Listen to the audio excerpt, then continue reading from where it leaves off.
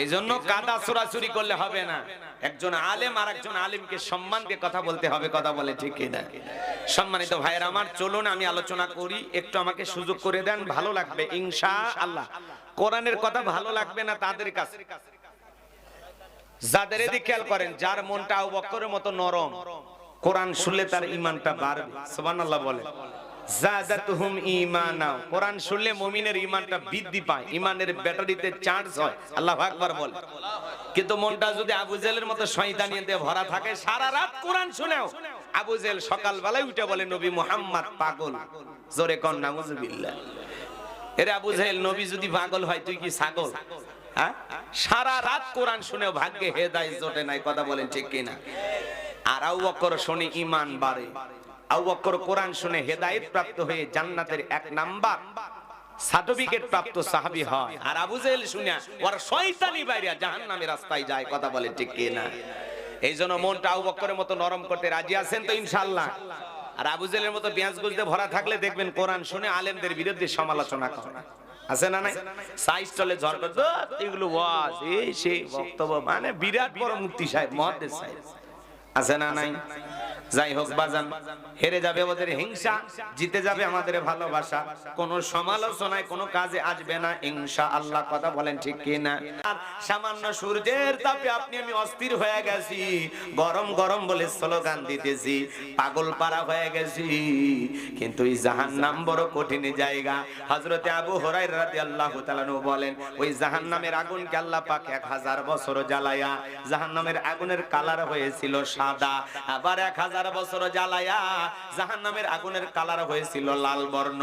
আবার 1000 বছর জ্বালায়া জাহান্নামের আগুনের কালার হয়ে গেছে কৃষ্ণ বর্ণ, অন্ধকার রাত্রির মতো কালো। ওই জাহান্নামের আগুনে যারা জ্বলবে, ওই জাহান্নামের আগুনে জ্বলতে জ্বলতে পুড়তে পুড়তে চেহারা হয়ে যাবে কয়লার মতো কালো। জাহান্নামীরা জাহান্নামের আগুনের যন্ত্রণা সহ্য করতে পারবে না। ওই জাহান্নামের আগুনে পুড়তে পুড়তে জাহান্নামীরা ক্ষুধার্ত হয়ে যখন বলবে আল্লাহ খাবার দাও, আল্লাহ খাবার দাও, বারবার যখন চিৎকার মারবে, আল্লাহ তখন ফেরেশতাদেরকে অর্ডার দেবে, আমার জাহান্নামী বান্দাদেরকে খাদ্য পরিবেশন করো। জাহান্নামের তলদেশে এক ধরনের ফলের চাষ করা হবে, যেই ফলের নাম হলো জাক্কুম, কাঁটাযুক্ত ফল। ওই ফলটা যখন জাহান্নামী বান্দাদের হাতে হাতে পরিবেশন করা হবে, ওই ফলটা পাওয়া মাত্রই জাহান্নামীরা খাবার মনে করে যখন গলার ভিতরে দেবে, গলার মাঝামাঝি আটকে যাবে, ভিতরেও যাবে না, বাহিরেও আসবে না। জাহান্নামীরা তখন চিৎকার মেরে কান্নাকাটি করবে।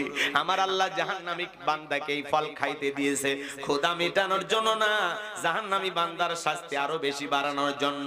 ওই গলার মাঝামাঝি ফলটা যখন আটকে যাবে বাজান, গলার ভিতরেও যাবে না, বাহিরেও আসবে না, ওই কাঁটাগুলো ফুটবে আর জাহান্নামীরা ছটফট করবে, কান্নাকাটি করবে, আর ডেকে বলবে আল্লাহ এ কেমন ফল খাওয়াইতে দিল, ভিতরেও যায় না, বাহিরেও আসে না, আর সহ্য করতে পারি না গো মালিক। ওই জাহান্নামীরা যখন চিৎকার মেরে বলবে পানি দাও, পানি দাও, পানি দাও, আমার আল্লাহ তখন বলেন লা ইয়াযুকুনা ফিহা বারদাও ওয়ালা শারাবা, তাদেরকে মিনারেল ওয়াটার দেওয়া হবে না, ঠান্ডা কোনো পানি দেওয়া হবে না।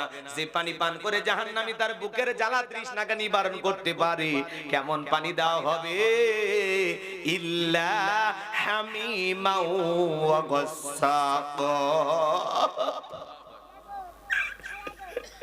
এমন উত্তপ্ত ফুটান্ত গরম পানি দেওয়া হবে বাজার, যা পুষ ব্যতীত কিছুই নয়। ও সাতক্ষীরার মুসলমান বাবাজিরা, দেগের ভিতরে বড় বড় ফোড়া হয়, ফাটায় দিলে ভিতর থেকে কি বের হয়? পুষ। হাসপাতাল থেকে সংগ্রহ করে দেবো, 1 গ্লাস খাবেন, কেউ 50,000 টাকা দেব, 1 লাখ দিলেও খাবেন। শুনে ঘৃণা লাগতেছে, সি সি হুজুর এগুলো কি মানুষ খায়?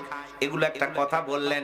এ বাজান গো আমার, দিল দিয়া কথাগুলো বোঝার চেষ্টা করবেন। আমি গুনাহগার যে কথা বলতে চাই, এই পুজের কথা শুনে আপনি সিসি করতেছেন। সূরা নাবার 25 নাম্বার আয়াত। এখানে একজন মাদ্রাসার প্রিন্সিপাল হুজুর বসে আছেন। আল্লাহ রাব্বুল আলামিন বলেন ইল্লা হামিমা ওয়া গাসসাকা, এমন উত্তপ্ত ফুটান্ত গরম পানি তাদেরকে পান করানো হবে, যা পুজ ব্যতীত কিছুই নয়। ওই পুজওয়ালা দুর্গন্ধওয়ালা পানি জাহান্নামীরা যখন পান করবে, জাহান্নামীর দেহের লাড়ি ভুড়ি গুলো গলে গলে পেছনের রাস্তা দিয়ে বের হয়ে যাবে। ওই জাহান্নামের পানিটা যখন চেহারার সামনে নেবে, চেহারাটা ঝলসে যাবে, দেহের গোস্ত গুলো খসে খসে পড়বে। ওই জাহান্নাম বড় কঠিন জায়গা। দরি নামে জাহান্নামীদেরকে এমন একটা খাবার দেওয়া হবে যে খাবার না পুষ্টি যোগাবে না জাহান্নামীদের ক্ষুধা মেটাবে। যেমন পৃথিবীতে একটা খাবার পাওয়া যায়, প্যাকেটের গায়ে বদনাম লেখা থাকে, ধূমপান মৃত্যু ঘটায়, ধূমপান ক্যান্সারের কারণ। এরপরে মানুষ খায়, বিড়ি খাইলে কি ক্ষুধা মিটে যায়? দেহের ওজন বৃদ্ধি পায়। কথা কয় না ভাই মানুষ, তারপরেও কেন খায়? কথা বোঝেন নাই?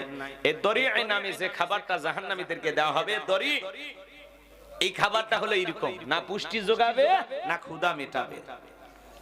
কথা কি বোঝেন নাই? বিড়ি খাইয়া সিগারেট খাইয়া কোনো লাভ হয় ভাই?